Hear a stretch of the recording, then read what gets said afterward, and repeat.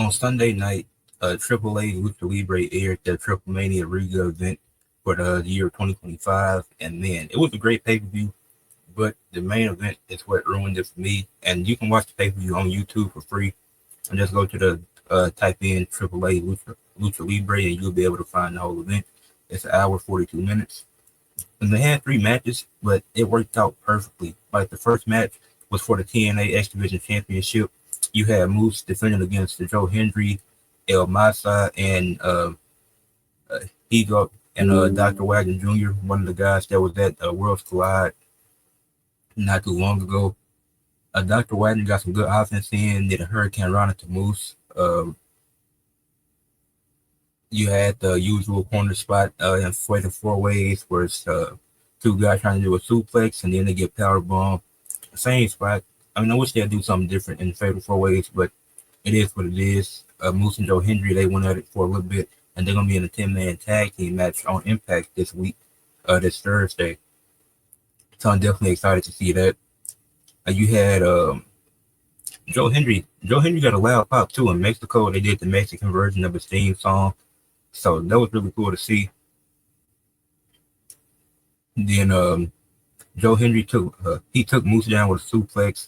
Then Moose he ended up spearing Joe, which that essentially took Joe Hendry out the match, and he wasn't really effective for the rest of the match. He didn't really do much because it would end just a few minutes later after after El Misa was so bowled by Dr. Wagner. Then Moose threw him out the ring, and he hit a spear to El Mesa to end up retaining his TNA X Division Championship. This was a great match. It was a good way to get the show started. It was a fun fatal four-way match. You had two AAA guys, two TNA guys. They obviously had history with both of them. Then the two AAA guys, Dr. Wagner and El Masa, might be saying his name wrong, but they went at it after the match. Like they kept brawling and fighting. So I'm interested to see where that goes. I'm gonna definitely be checking out some more AAA this month, this year in general, see where that goes. Because that looks like they might have a cool feud that they got going on. Because him going after the match was unexpected. Because after the match, I was kind of just stopped paying attention. Then I looked back up and I was like, oh, they still going. So I was some tension there. So I'm gonna be keeping up to see what happens with that. But Joe Hendry, like I said, he gets a big pop wherever he goes. Like Joe Hendry is worldwide. And Moose had a good showing. Didn't need no interference from the system. None of that. This is probably my favorite title defense from Moose, because not only was it a fun fatal four-way match and it was a great match, but it was also no interference, no outside shenanigans. Like they booked this perfectly, in my opinion. Then the next match, you had the AAA tag team titles being defended with Pagano and Psycho Clown teaming up to take on Los Garzas from WWE, the Nimmer Brothers from TNA, who are also the TNA World Tag Team Champions, and the AAA Tag Team Champions at the time. What is their name? NGD. So, because I can, just to make it shorter. But Psycho Clown and Humberto, they went at it for a little bit. They got the action started. And I think this Fatal 4-Way Tag Team match is the second best match of the year, in my opinion.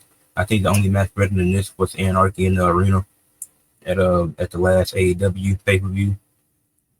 Let me look the name for Double or Nothing. Yeah, Double or Nothing. Anarchy in the Arena. That's still the best match of the year, in my opinion. But getting back to the action in this match, like I said, second best match of the year, in my opinion. You got, like I said, Psycho Clown, Humberto got the action started. It didn't take long before all 8 guys in the match started going at it, and they did that multiple times throughout the match. They did it 2 or 3 times where all 8 guys just throwing hands, trading blows with each other. Pagano, he was getting worked by NGD and even the Nimmer Brothers. Like Pagano had a rough night because he took a lot of bumps in that match. Like I said, the Nimmers got some work in. NGD did. Then Nick, he hit a famouser to Humberto. I thought it was over there, but it wasn't, because I don't know why I thought that was going to let the Nimmer Brothers walk away being double tag team champions. He had a flurry of offensive moves from everybody. This was the second spot where everybody was in the ring. This second of 3, because you had the 2 spots where they were just going at it. Then you had the 1 spot where it was just a flurry of moves. It was one move after the other. So there was some good action around them and Angel Garza. They went at it for a little bit, so that was cool to see. Then he was Psycho Clown. He had some real strong and powerful kicks in the match. And he had Clown. I can. Then after that, you had Psycho Clown hit a Spanish fly through the table, and that was one of the best moments of the match. Yeah, I forget who it was to, but he hit a Spanish fly through the table. Then that essentially took him out. Then Pagano and somebody else went diving on the outside, and that allowed Angel Garza and Humberto to hit their move, which was I forget what's their move called, but they hit their tag team move. Angel Garza got the pin, and Los Garzas are your new AAA tag team champions. Really good, really amazing match. One of the best matches of the year. A top two match in my opinion. I enjoyed it. Humberto and Angel, the Los Garzas having the titles. I I like it. Now Santos still doesn't have anything, so I'm interested to see what they do with that. Maybe they can tell a story with that on SmackDown. Hopefully they let them feature it on SmackDown and they can show the highlights of that because I do like it. I think people think that WWE won't put any other companies over. Well, WWE owns AAA, so I don't know what to tell you. I think if WWE is smart, whoever they decide to let beat Los Garcias for the tag titles, they should have a match on SmackDown or a pay-per-view. Maybe they do the match at SummerSlam. Maybe they lose it there. But I don't know if they're gonna feature 3 tag team championship matches. But do it on a big SmackDown, like the SmackDown before SummerSlam. Have Los Garcias defend the AAA tag team titles, and the wrestlers from AAA, they get them more exposure. It gets them more coverage by having it happen on a SmackDown or a pay-per-view like a SummerSlam. Maybe you do it on a SummerSlam kickoff show. Like however they lose it, make it special. Yeah, and Joe Hendry and Trick Williams might be having their rematch at Slammiversary. And that's TNA is one of their biggest events of the year. Slammiversary and Bound for Glory, 2 of their biggest events of the year. So do it in one of those and have Joe get the title back. But I think WWE will eventually let the other companies win their championships. TNA definitely. AAA is a bit iffy, but I can see it. Because I think the partnership with TNA is working out so far, and I think and they own AAA, so it's not nothing that we can do about it. I mean, they're gonna book it how they want to, which is fine. And I like how the booking has been with the Worlds Collide event. AAA got 2 wins, WWE got 3. Then at this event, you had WWE wrestlers walk away with the title, with the tag titles. So we're gonna see how that's booked. But I'm not gonna make judgments on the partnership or them putting certain people over till the year is over. Like when it hits December, we can have that conversation of is WWE doing these companies wrong, because if they own AAA, they can do whatever they want to. Now, and I think it is going to lead to something. I do see them losing. Most regardless, they should lose it on SmackDown because it's going to be on USA Network, get more exposure to Triple. Regardless of how they do it, whether it's on a SmackDown or pay-per-view, they're going to get more exposure in the United States because it's going to be on the United States TV channel. It's going to be on the USA Network. So that's going to get them more exposure for whoever the tag team is that takes it away from them. Maybe the guys that lost them, NGD, get them back. Or maybe it's a different tag team. Maybe it's Pagano and Psycho Clown who have been featured on their YouTube channel already. Maybe they're the ones to take it off of. So we can see what happens with that. Maybe they put LWO in it, make it a triple threat tag team match. They have multiple possibilities they can go with this. Then the TNA WWE partnership, if they don't trade titles by the end of the year, then we can have that conversation. But I do think it'll come. Like it's only June, so we still got plenty of year left. We only halfway through the year, so we're gonna see what happens with that. But on to the main event. The pay-per-view was amazing through these first 2 matches.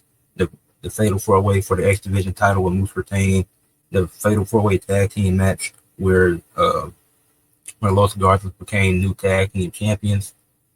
Like, it was perfect throughout these first 2 matches. Then you got to the last match with this Alberto El Patron in his rematch in the steel cage versus El Hijo del Vikingo for the AAA Mega Championship with the Share World title. This match was actually really good, but what ruined it for me is all the unnecessary interference. Like, the rematch started off great. You had Patron get on the attack early on Vikingo. You had Vikingo did a drop kick off the top rope. And then somebody it was either JBL or somebody else, but they handed him a kendo stick, and because they were supporting Alberto, so they held him a kendo stick. And and I was expecting some interference, but as much as it was, you had like 6 guys come out there and interfere. Obviously, JBL and the other guy, it was El Mesa, I think it was him and JBL that were the first to interfere. Then it just constantly happened throughout the match, and it was moments where Patron and Kingo didn't even do nothing, and they were just sitting in the ring, just laying down, letting interference happen, let all this outside stuff go on. I'm not a big fan of interference. Like if it was just JBL and Misa that interfered, then it was a story of him of the King go fighting 1-on-3 to retain the title. But this was worse than their first match, like in terms of interference.